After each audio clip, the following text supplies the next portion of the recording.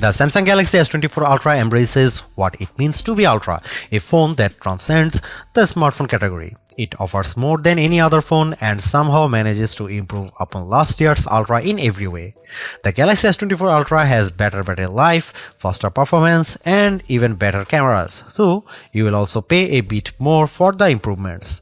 The new AI features are the only things that can slow this phone down, except for Samsung's aging and terrible software, which buries every exciting thing under layers upon layers of settings and menus. When you see the Ultra in action, it's worth the price, and some features are downright magical, but there's more room than ever for improvement at the top. I bought a Galaxy S23 Ultra last year, trading a Galaxy S21 Ultra for it, and I am sad to report that trade-in deals and discounts at launch are not as enticing as they were a year ago. If you are trading up from last year's model, expect to pay hundreds over your trade value. I would still say it's worth making the leap just this once. Older phones are going to be left out of the newest AI features more and more with every update. That means values could plummet the first time Samsung delivers bad news and drops the features built in on the Galaxy S22 Ultra or something even newer. Is this phone worth such a high price? If you are asking that question, you are viewing wrong review. You want the Galaxy S24 Plus, which is probably worth it. This is the Ultra, this is the extreme phone, the one that does what no other phone can do. You can't put a normal price tag on Ultra, it doesn't fit. The Galaxy S24 Ultra is indistinguishable from the Galaxy S23 Ultra, which doesn't mean there are no differences, but rather the changes are inconsequential. The speaker grills are different, the microphones moved a bit, but mostly the new phone looks like the old phone. That's too bad, because while Samsung's Ultra phone oozes a certain refinement, it isn't very interesting at a glance. A deeper inspection is rewarding. The black glass is layers upon layers of metallic paint, which gives the phone an eerie depth, especially in the ghostly natural grey titanium finish. The violet finish is my favorite, with a great contrast against the polished metal. Samsung pays great attention to detail when it comes to color, materials, and finish. Each color has a subtly hued frame that complements the new Gorilla Glass armor back. The titanium black is all black, while other color options age into warmer frame tones.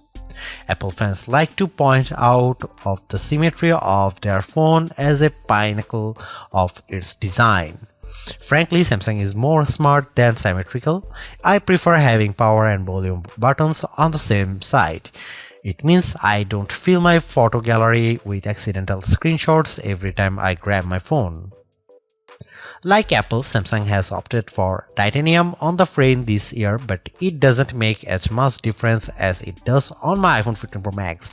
The Pro Max managed to shed considerable weight this year versus last year, about half an ounce. The Galaxy Ultra, it's a single gram lighter at most. If you have never played with an Ultra, you really need to pick one up and pop the pen. Did you know the S Pen clicks? There is no reason for it. It could just pop out, spring-loaded, but instead the S Pen has a clicky top that is extremely satisfying. Oh, the S Pen is also motion sensing stylus with a Bluetooth camera remote button, but Samsung hasn't neglected the clicky top. Of course, the S Pen isn't just built for fun, it's one of the most surprisingly capable accessories ever. It is as precise as a professional drawing tool, not like a big, clumsy, rubber-tipped stylus that you can buy for an iPhone.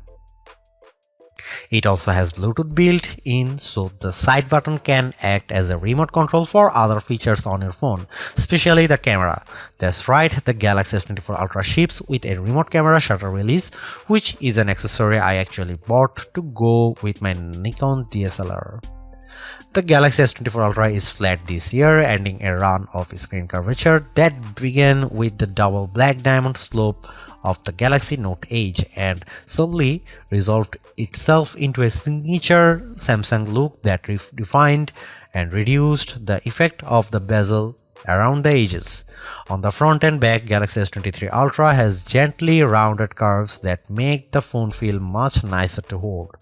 The Galaxy S24 Ultra is more sharp, and though it isn't uncomfortable, it feels conspicuously big. The display on the Galaxy S24 Ultra is excellent, as good as you'd hope to find on a premier smartphone. It's huge, bright and colorful, especially using the vivid color tone option. There are plenty of adaptations for this display, including adaptive brightness and color tones that measure ambient lighting and adjust the display to look its best. In bright outdoor light, the display can boost to a stunning 2600 nits, which isn't quite the brightest you can find, but you won't need any brighter. Even more interesting might be the extra dim option. The Galaxy S24 Ultra can maintain good color fidelity even down at 1 nit of brightness. That's dim enough that you could almost check your messages in a movie theater, but then you'd be an extra dim ultra jerk, but you could. There is an always on display mode, but Samsung also still makes its unique S View cases, which provide a small window for time, weather and notifications peeping through a wallet cover case. It's a very cool case feature that Samsung never abandoned, even if we haven't checked them out for a while. Could the Galaxy S24 Ultra display be any better? Absolutely. There are phone displays that can reach 144Hz refresh rate too, that may be faster than a human eye can actually see. It would be nice to Samsung to give up the fight against Dolby Vision on its phone displays and TV sets. If you watch a lot of Netflix, shows looks better when you compare a display with Dolby Vision against a display without. It seems like a silly omission for Samsung not to support Dolby's HDR video standard when it supports Dolby Audio. It has become abundantly clear that Samsung is focused entirely on hardware and has no interest in improving its software. The software on the Galaxy S24 Ultra is terrible and One UI is becoming unusable. Even the simplest features are bogged down with options and menus, and Samsung can't seem to make a single decision about what's best for its users. I am going to give Samsung a year to fix its software problems, though I suspect it will take 2 years or more to dig out of the current mess. Everything that was wrong with Samsung software has gotten worse, and the problems infect every new edition like a disease. The Galaxy S24 Ultra is loaded with features, but where do you find them? Where do you find the new AI translation tools or set up the AI feature that rewrites your text messages? Where do you turn an AI to edit photos or AI to summarize a web page? All in the same place, sadly. All of the new Samsung Galaxy AI features are buried in settings, and they are not at the surface. There are 22 different options in the settings menu. Option 16 of 22 is advanced features. Tap on this, you will find advanced intelligence, which isn't actually what AI standards for, is it? In any case, that's where Samsung has hidden all the cool new features for its flagship smartphone under the 16th setting option 3 layers down. I have talked to Samsung about this and they recognize that it's a problem. Features are hidden, everything gets buried in settings, as if that is a place we expect to find features as disparate as wireless power sharing, parental controls for children, and always-on display widgets. In a feeble attempt to inform users about everything the phone can do, the Galaxy S24 Ultra will occasionally bubble up messages and suggestions for things to try. Sadly, Samsung phones are overloaded with messages and suggestions. Galaxy phones will infamously serve you an advertisement on your brand new Galaxy phone, imploring you to buy that brand new Galaxy phone. That's not how you educate people. Take it from me, a former high school teacher. If you simply tell your users about a new feature once, you haven't taught them to use it. Samsung needs to take a big step back and figure out how to encourage users to try features they will enjoy. Samsung also needs to remove the features that aren't being used and hide the ones that don't need to be visible. As for the new AI features, they are a mixed bag of amazing magic and useless doggerel.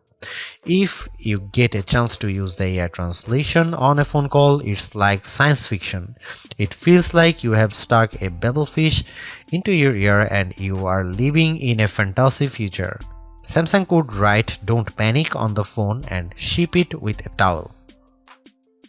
Other AI features are useful, but only to a point. The AI writing style feature can adapt your text messages to a variety of different styles, including a professional tone and more playful messages, replete with emojis and hashtags. In practice, the differences were not very useful, and I mostly just stuck with what I had written. Samsung also overpromised on this feature. I distinctly remember reps saying the phone would convert my words to Shakespeare, but I have seen nothing like this on my S24 Ultra.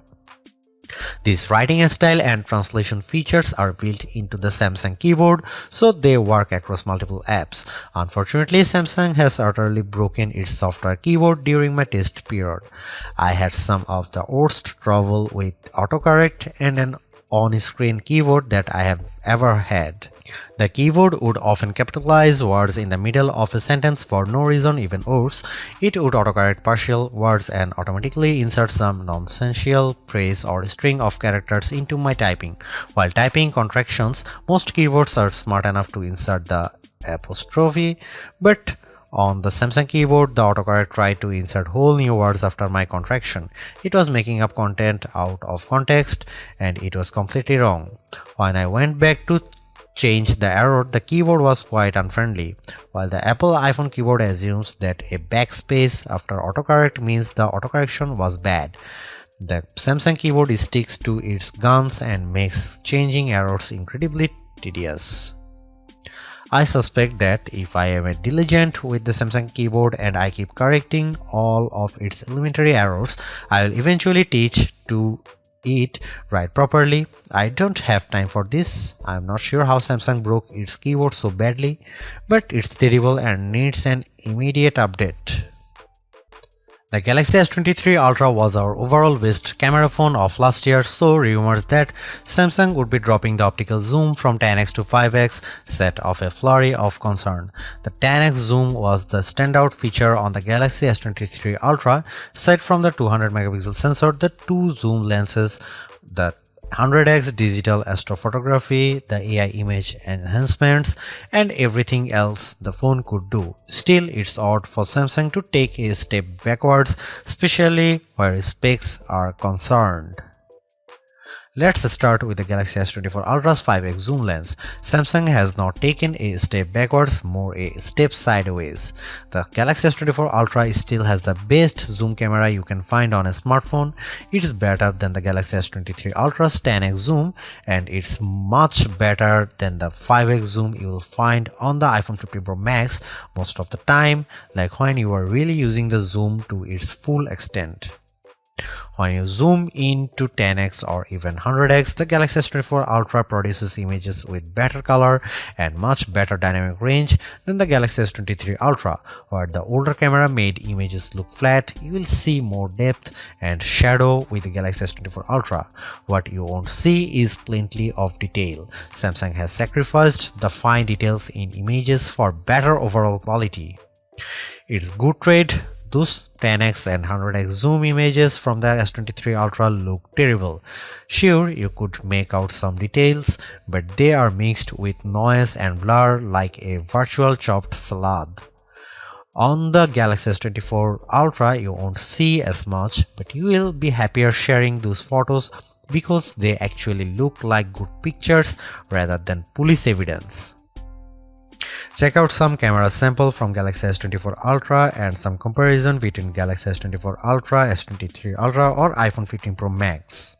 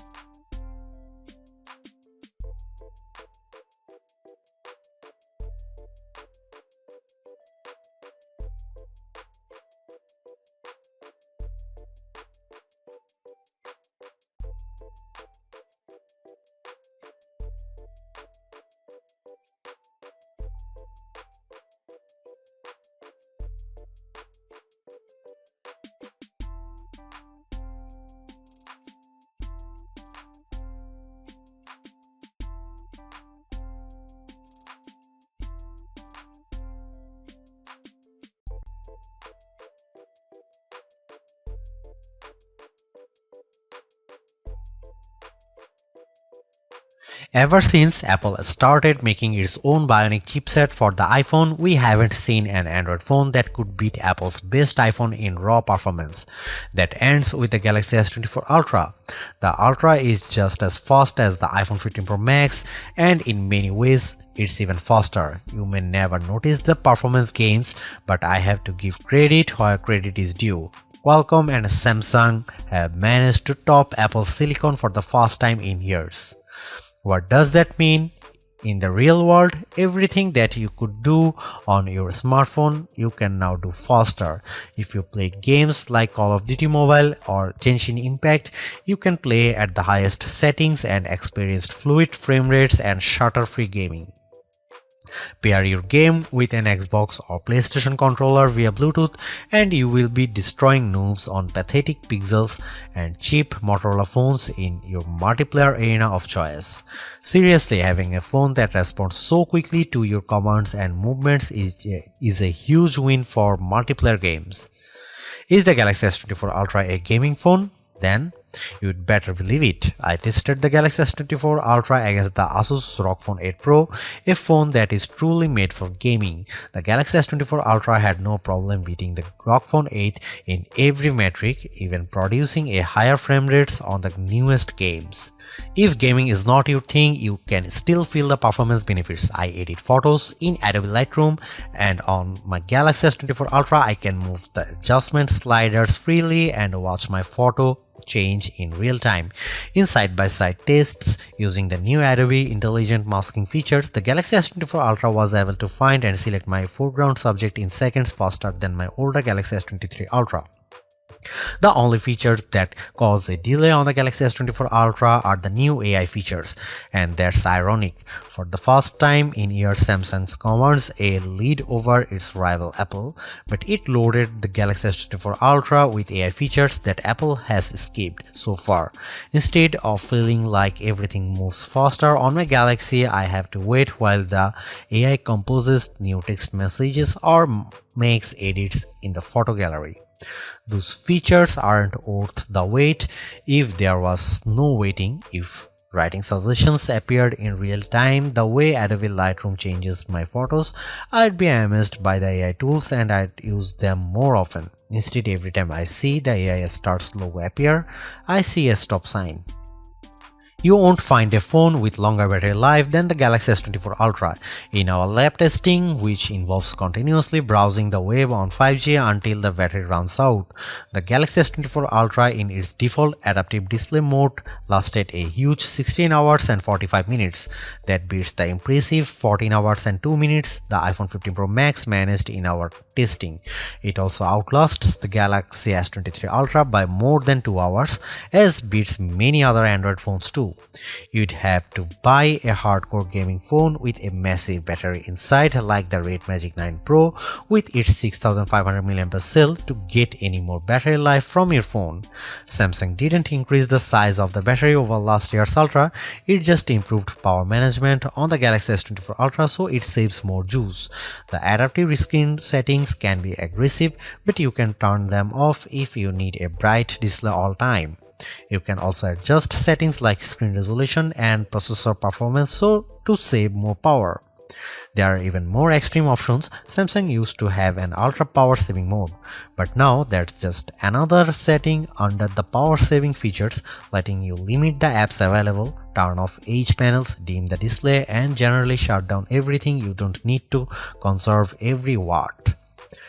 There should be a more intelligent power management option that reads your habits and adapts the power saving to the way you use the Galaxy S24 Ultra. Oh wait, there is a such mode and it's called adaptive power saving, but you will never find it. Adaptive power saving is buried under the settings menu, then under device care. Then you have to tap the battery graph, which is a button that doesn't actually look like a button, but trust me, it's a button. Then tap power saving, which also looks like plain text and not a button. Again, it's a button. Hooray! You are almost there. Just find the 3 little dots in the upper right corner, which is Samsung way to hide even more menus, and then you will finally be able to open the adaptive power saving settings. Why Samsung? Why? Why does it have to be this way? Why can't my Galaxy S24 Ultra come with adaptive power saving turned on by default? If this feature is so useful, why is it hidden beneath 5 layers of menus? Beneath buttons that don't look like buttons and sub-menus that are just cryptic dots. Enough is enough. Fix the software, or this is my last Galaxy Ultra. The Galaxy S24 Ultra charges at 45 watt, which is a respectable charging speed, fast enough to get you well past 50% if you only have a half an hour to charge your phone. In 15 minutes, my Galaxy S24 Ultra was just under 40% charged, and it took around 45 minutes to charge the phone completely. That's even faster than Samsung promises. There are phones that charges faster, like the OnePlus 12 that comes with an 80-watt charger. That phone can reach 100% charge in about half an hour, and OnePlus even has a super fast wireless charger that is capable of 50-watt charging. The S24 Ultra can handle up to 15-watt wireless charging, including the latest QI2 charging standard.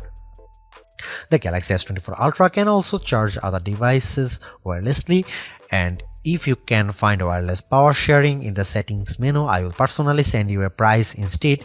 Just add a wireless power sharing button to the quick settings menu if that's a feature you use often. Unlike the OnePlus 12, the Galaxy S24 Ultra does not come with a charger in the box, and if you want the fastest charging speed, you will need to pay attention to the charger you buy. You can spend a lot of money and get a big Walmart from Samsung, or you can do right thing to get Anker 713 Nano charger from Amazon for around half the price. A refreshed design does not make a true upgrade. New features, new technology, and lifestyle enhancing alternations do. And the Samsung Galaxy S24 Ultra has all of these along with seemingly every other features or specification bump you could want from a new phone. Not only is it worth buying if you don't already own a Galaxy Ultra phone, I'd even say it's worth buying if you have a Galaxy S23 Ultra. It's really that good. Obviously, you don't need to upgrade your Galaxy S23 Ultra, but it's heartening to discover Samsung hasn't just sent out a vogue refresh of its most expensive non-folding phone this year, which is really what it did with the Galaxy Z Fold 5 over the Galaxy Z Fold 4. The Galaxy AI stuff is being pushed hard, and while some of it is worth your time, it's not a reason to choose the Galaxy S24 Ultra on its own. It's a combination of all its parts, from the amazing battery life to the genuinely improved camera, that makes it a must-buy. Although I say it's even worth an upgrade from the year-old Galaxy S23 Ultra, I do think you should mostly go into the Galaxy S24 Ultra with the intention of keeping it for years. Quite apart from Samsung's efforts to use more recycled materials, the software update commitment, the sheer ability of the device, and the price bump all shout, keep me in all. Honestly, I don't think you will tire of the Galaxy S24 Ultra or reach its full potential anytime soon. Buy it and keep hold of it, as you simply can't do much better. Thanks for watching. See you in the next one.